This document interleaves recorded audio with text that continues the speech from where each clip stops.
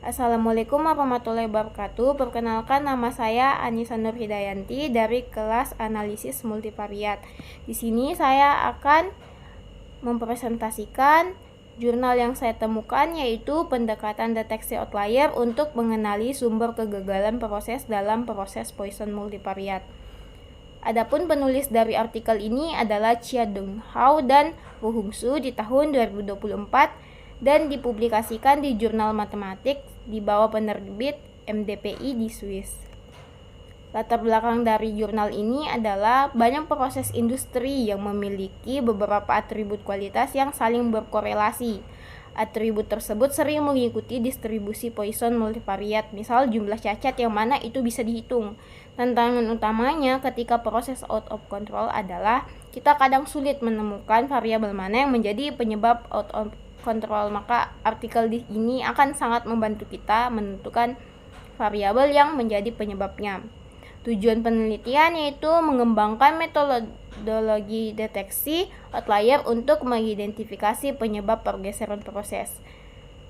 Di tujuan penelitian yang pertama, mengembangkan pendekatan statistik untuk mendeteksi outlier pada distribusi Poisson multivariat.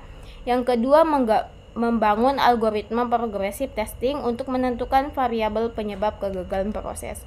Adapun metodologi penelitian yang pertama yaitu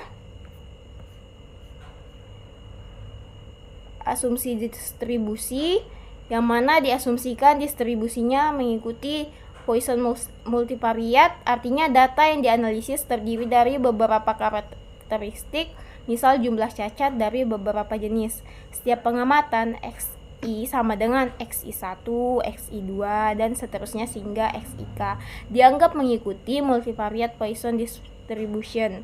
Distribusi ini cocok untuk data count atau data yang bisa dihitung yang saling berkorelasi antar variabel. Kemudian langkah kedua, statistik uji atau adjusted residual, di mana statistik ujinya dilambangkan sebagai berikut. Artinya mereka menghitung seberapa jauh rata-rata observasi tiap variabel menyimpang dari nilai ekspektasi. Kalau RJ besar, positif atau negatif, berarti variabel J kemungkinan keluar dari kontrol. Artinya residual ini seperti indikator deviasi. Semakin besar nilainya, semakin mencurigakan variabel itu menjadi penyebab masalah. Kemudian langkah ketiga yaitu pengujian hipotesis.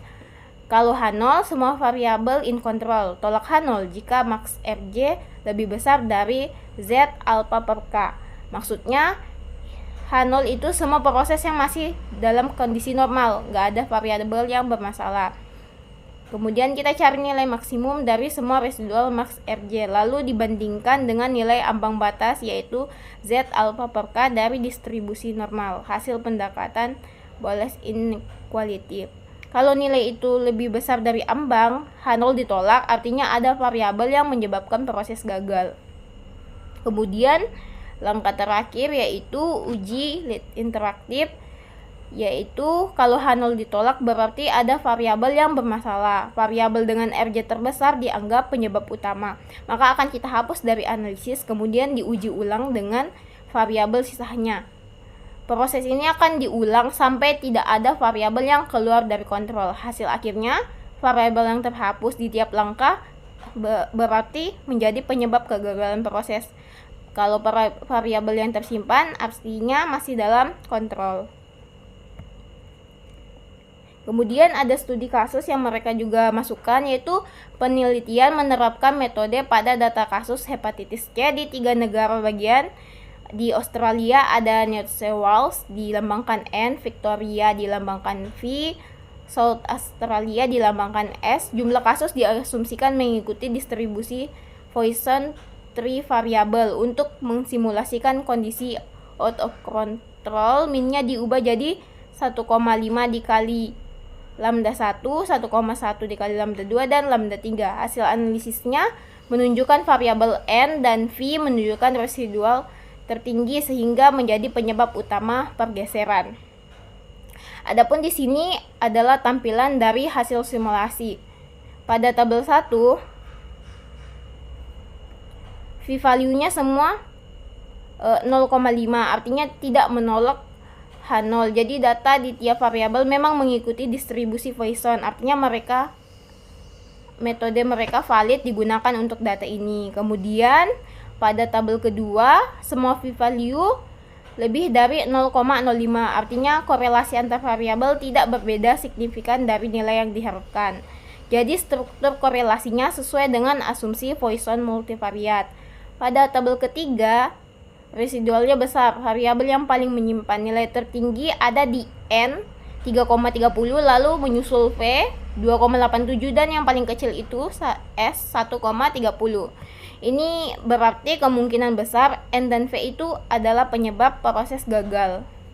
Kemudian pada tabel terakhir, iterasi 1 3,30 lebih besar dari 2,39, berarti H0 ditolak, N keluar dari kontrol. Kemudian iterasi 2, setelah N dihapus, ternyata V ini 2,87 lebih besar dari 3,39. Jadi variabel V ini juga keluar dari kontrol. Kemudian pada iterasi 3 yang menyisahkan S, yaitu 1,30 kurang dari 2,24, S ada di dalam kontrol. Jadi penyebab utama pergeseran proses ini ada di variabel N dan V, bukan di S.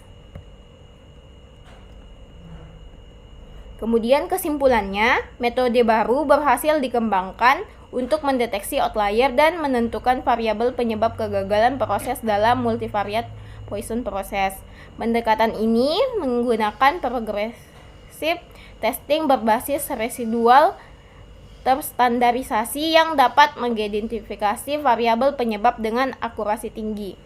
Simulasi menunjukkan semakin besar ukuran sampel atau pergeseran, semakin tinggi akurasi recognition rate atau ARR, bahkan mendekati 1. Secara keseluruhan, metode ini sederhana, efisien, dan praktis untuk diterapkan pada proses industri atau epidemiologi berbasis data Poisson. Sekian penjelasan dari saya. Terima kasih.